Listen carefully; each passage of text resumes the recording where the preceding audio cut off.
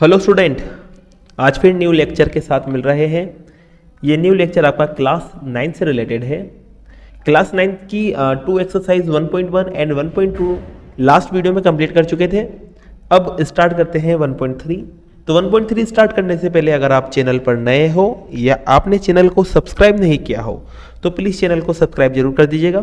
तो स्टार्ट करते हैं। यहाँ पर देखो, आपके पास फर्स्ट जो क्वेश्चन है वहाँ लिखा हुआ है write the following in decimal form and say what kind of decimal expansion each has. आपको इनका डेसिमल एक्सपेंशन बताना है कि किस टाइप का है। अब डेसिमल एक्सपेंशन जो है ना वो 2 टाइप्स का होता है। एक तो होता है टर्मिनेटिंग और सेकंड होता है नॉन टर्मिनेटिंग। और टर्मिनेटिंग क्या होता है, नॉन टर्मिनेटिंग क्या होता है, तो इसके बारे में मैंने कुछ लिखा हुआ है, ये आपकी हेल्प करेगा। तो देखो, आपके पास यहाँ लिख रहा है एक तो टर्मिनेटिंग एक्सपेंशन, एक लिखा हुआ है non terminating expression. Terminating expansion होता क्या है, आपके पास फ्रैक्शन का ही आपको फ्रैक्शन देगा।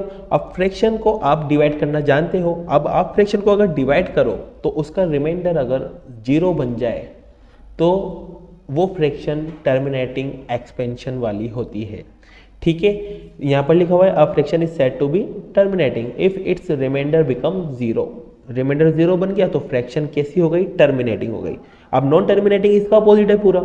अब फ्रैक्शन को आप जब डिवाइड करोगे, अगर उसका रिमाइंडर जो है वो कभी भी 0 नहीं बने, नेवर बिकम 0, तो उस कंडीशन में जो फ्रैक्शन होती है वो कैसी होती है, नॉन टर्मिनेटिंग। तो देखो यार, रिमाइंडर 0 नहीं बन रहा है, मतलब बराबर नहीं आ रहा है 0 के, तो इस कंडीशन में जो फ्रैक्शन है वो क्या होगी, नॉन टर्मिनेटिंग। तो इसके कुछ क्वेश्चंस हैं वो मैं बता देता हूं। जैसे कि आपके पास लिखे हुए यहाँ पर क्वेश्चंस, एक तो फर्स्ट तो लिखा हुआ है आपके पास 36/100। तो देखो, फर्स्ट क्वेश्चन मैंने लिया है यहाँ पर 36/100। अब इसको आपको डिवाइड करना है, कुछ भी नहीं करना, और डिवाइड करके आपको देखना है कि रिमाइंडर 0 बन रहा है या नहीं। अगर 0 बन रहा है तो टर्मिनेटिंग और नहीं बन रहा है तो नॉन टर्मिनेटिंग। तो यहाँ देखना, आपको 36 को डिवाइड करना है, किससे डिवाइड करना है, 100 से। अब देखो, यहाँ ये छोटा नंबर है ना, तो आपको क्या करना पड़ेगा, पहले पॉइंट लगाना पड़ेगा, फिर उसके बाद यहाँ 0 लेना पड़ेगा। अब 100 की टेबल अगर आप 3 टाइम लेते हो तो 300 आता है। अब 300 को जब इसमें से माइनस करोगे तो आपके पास 0, 6 और कुछ भी नहीं बचा। अब पॉइंट लगा हुआ है तो यहाँ पर आप 0 लगा सकते हैं, क्योंकि पॉइंट के बाद आप हर एक स्टेप में एक 0 ले सकते हैं। अब 100 की टेबल कितनी टाइम ले, 6 टाइम ले, तो आपके 600 बनेगा, नहीं बनेगा, बन गया। माइनस करेंगे तो कुछ भी नहीं बचेगा। तो कहने का मतलब आपके पास 36/100 को जब मैंने सोल्व किया तो इसको सोल्व करने पर रिजल्ट मिला 0.36। तो देखो, रिमाइंडर क्या बन गया, 0 बन गया। और आपके पास जो डेसिमल के बाद जो डिजिट है वो भी कुछ ही है, रिपीट नहीं हो रहे। तो ये जो एक्सपेंशन है, तो इसका एक्सपेंशन कैसा है, टर्मिनेटिंग है। तो यहाँ लिख देंगे फ्रैक्शन हैज़ टर्मिनेटिंग एक्सपेंशन।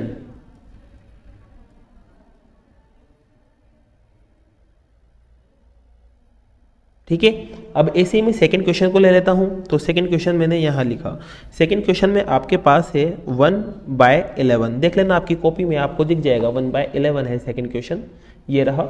अब इसको मैं डिवाइड करता हूं। तो देखो, डिवाइड करते हैं यहाँ पर इसको, तो हमेशा जो भी ऊपर रहता है वो अंदर जाता है, तो अंदर कौन जाएगा, 1, और जो नीचे रहता है वो बाहर रहता है। अब देखो, यहाँ पर ये छोटा नंबर है तो यहाँ पॉइंट लगाएंगे, और पॉइंट लगा के यहाँ क्या ले सकते हैं, 0। अब पॉइंट के बाद सिर्फ आप एक ही 0 ले सकते हो, लेकिन यहाँ एक 0 लेने के बाद ये अभी भी छोटा है।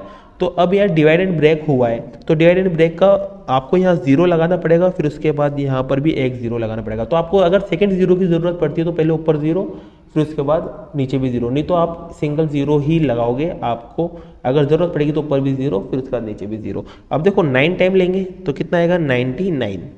माइनस करेंगे, रिमाइंडर कितना आएगा, 1।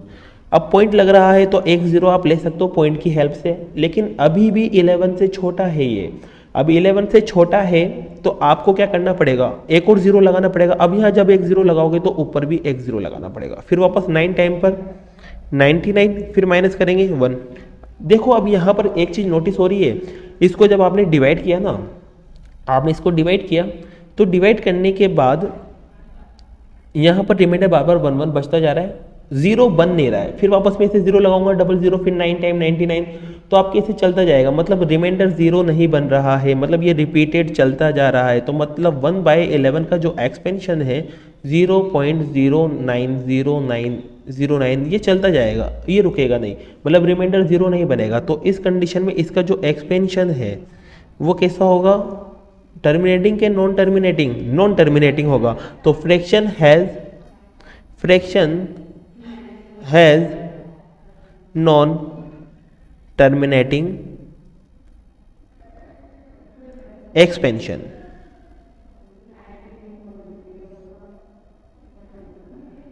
ठीक है भाई।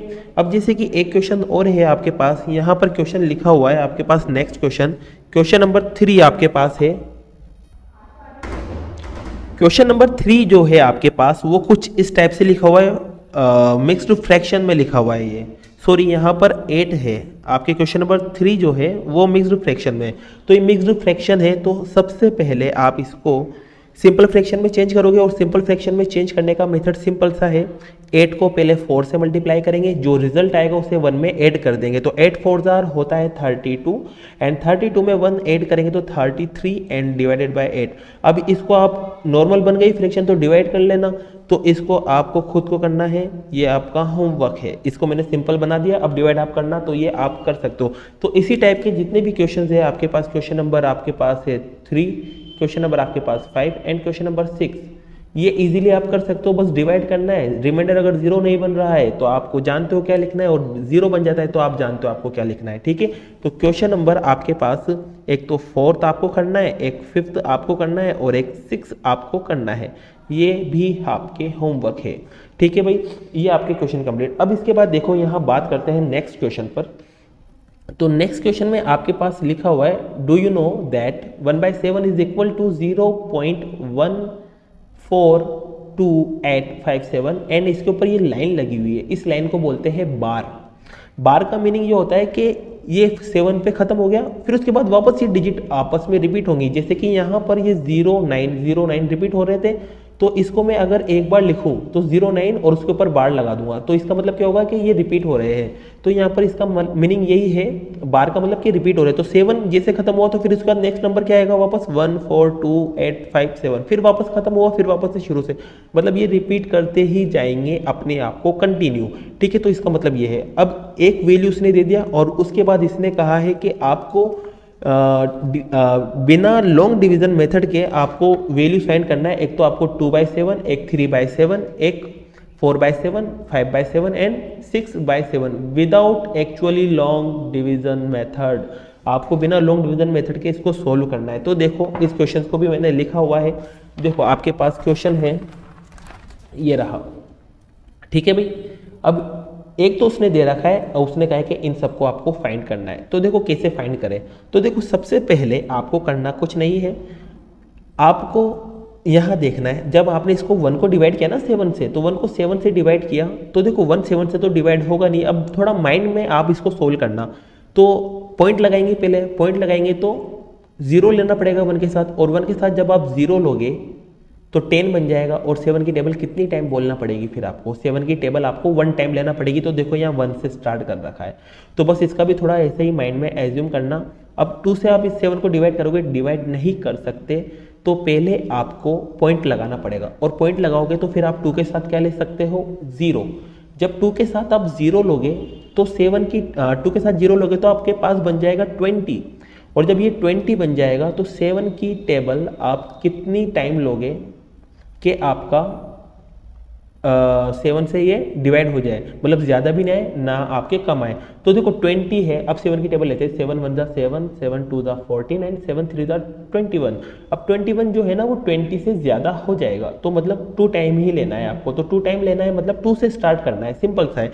तो ये पॉइंट लगाया मैंने, अब 2 से स्टार्ट करना है, तो 2 यहाँ पर कहाँ है, यहाँ है 2, तो 2 से स्टार्ट करेंगे तो 2, फिर 2 के बाद क्या है 8, फिर 8 के बाद क्या है 5, फिर 5 के बाद क्या है 7, और फिर उसके बाद 7 के बाद यहाँ पर से आगे भी कुछ नंबर बचे हुए रह गए थे 1 और 4, तो ये 1 और 4, फिर उसके बाद वापस क्या गया 2 तो आपने लिख ही दिया, बस इस पर बार लगा देना, ये आपका आंसर है। तो आप इसको डिवाइड करके देख लेना, ये रिजल्ट मिलता जाएगा आपको।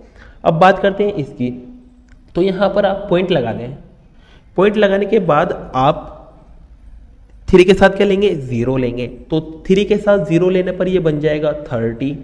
अब 7 की टेबल लेना है, या तो 30 के इक्वल आए या 30 से कम आए। तो देखो 7 4 ज़ा 28 होता है और 7 5 ज़ा 35, तो 35 ज़्यादा हो जाएगा, तो आपको 4 टाइम लेना पड़ेगा। तो 4 टाइम लेना पड़ेगा, तो यहाँ देखो 4 कहाँ है, तो 4 यहाँ है, तो आपको 4 से स्टार्ट करना है इसका आंसर, तो 0.4 से स्टार्ट करना है। फिर 4 के बाद 2 8 5 7 2 8 5 7 और फिर उसके बाद 4 से पहले कुछ था क्या, 1 था, ये लो 1 लगा दिया और ये बार लगा दिया, ये आपका आंसर हुआ। ऐसे ही 4/7 को बात करते हैं, 4/7 की बात करते हैं, तो यहाँ पर 0 पॉइंट, अब देखो यहाँ 0 लगा देंगे, पॉइंट के बाद 0 लगाएंगे तो ये 40 बन जाएगा, और 40 के लिए आपको 7 की टेबल बोलना पड़ेगी, और 7 की टेबल आप 5 टाइम लोगे तो 35 और 6 टाइम लोगे तो 42 आता है। तो आपको 5 टाइम लेना पड़ेगा सिर्फ, तो 5 टाइम आपको टेबल लेना है, तो मतलब स्टार्ट होगा 5 से। तो अब 5 कहाँ है, यहाँ है, तो 5 के बाद यहाँ क्या दिख रहा है, सिर्फ 7। फिर उसके बाद 5 के आगे कुछ और भी लिखे हुए थे, क्या क्या लिखे हुए थे, 1 4 2 8, ठीक है, यहाँ तक किया और ये डिवाइड खत्म, यही आपका आंसर। तो ये आपको आंसर मिलते जा रहे हैं, ध्यान रखना, आप डिवाइड कर लेना लॉन्ग डिवीजन मेथड से, ये रिजल्ट मिलेगा। अब देखो यहाँ पर पॉइंट के बाद 0 लगाएंगे तो ये 50 हो जाएगा। अब 7 की टेबल लेते हैं, तो देखो 7 की टेबल 7 टाइम पर 49 आता है, तो एकदम इसके आसपास की वैल्यू है 50 के, तो 7 टाइम पे स्टार्ट करना है, मतलब 7 से स्टार्ट करना है, तो 7 लगा दिया। अब 7 देखो यहाँ है लास्ट में, अब 7 के बाद बाकी डिजिट कौन कौन है, ये रहे बाकी डिजिट, 1 है 4 है 2 है 8 है और 5 है। फिर वापस 7 आ गया, 7 आप लिख चुके हैं तो लिखना नहीं है, बार लगा देंगे, यही आपका आंसर है। अब नेक्स्ट की बात करते हैं, नेक्स्ट क्वेश्चन की। तो यहाँ पर आपके पास क्वेश्चन नंबर 6 में अब पॉइंट लगाऊं, पॉइंट के बाद 6 के पास क्या जाएगा, 0। जब 0 चला जाएगा तो 60 हो जाएगा, और 60 7 की टेबल में 60 लेना है। तो देखो 8 टाइम पर 56 आता है और 9 टाइम पर 63 आता है, तो 8 टाइम पर सही है, तो 8 से स्टार्ट करेंगे इसे, तो 8 से स्टार्ट करेंगे। तो अब 8 कहाँ है, यहाँ 3rd नंबर पे दिख रहा है, सॉरी 4th नंबर पे दिख रहा है, तो यहाँ से स्टार्ट करेंगे, तो 8 तो लिख ही दिया। अब बचा कौन है उसके पीछे, 5 और 7, फिर उसके बाद और आगे जाएंगे तो 1 4 2 बचा हुआ है, तो ये आपका रिजल्ट है, ये आपका आंसर है। तो क्वेश्चन फर्स्ट और सेकंड मैंने किया, बाकी के इसके जितने भी क्वेश्चन है वो नेक्स्ट वीडियो में करेंगे, ठीक है। तो मिलते हैं नेक्स्ट वीडियो के साथ।